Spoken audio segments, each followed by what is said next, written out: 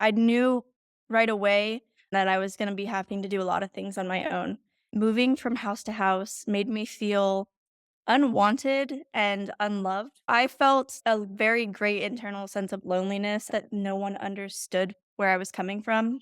You just have to keep searching for those right people because eventually you'll find someone. When I was in 8th grade, I knew I was not going to be living with my mom for much longer. I was really struggling at home and I knew that things weren't right.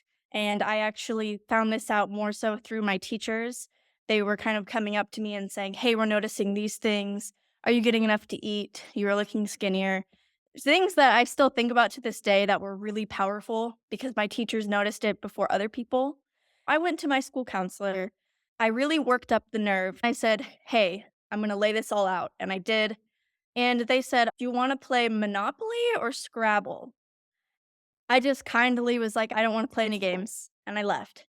I was a young girl who was reaching out about issues at home, and my counselor completely dismissed what I had said. For a few years after that, I was afraid to reach out to people because I thought they wouldn't take me seriously. Having one bad situation can really change the game.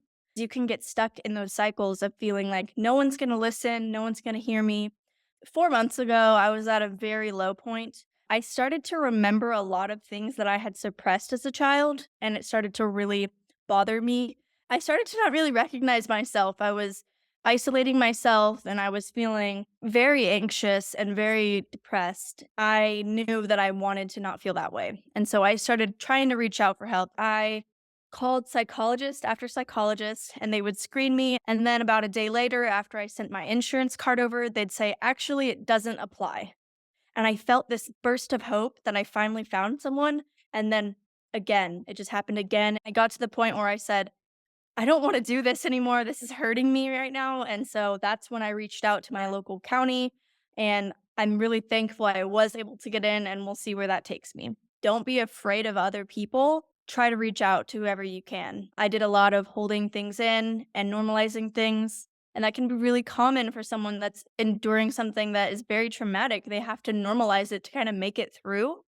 I wish that I didn't stay in some situations and I just reached out because there's so many people that do care about you.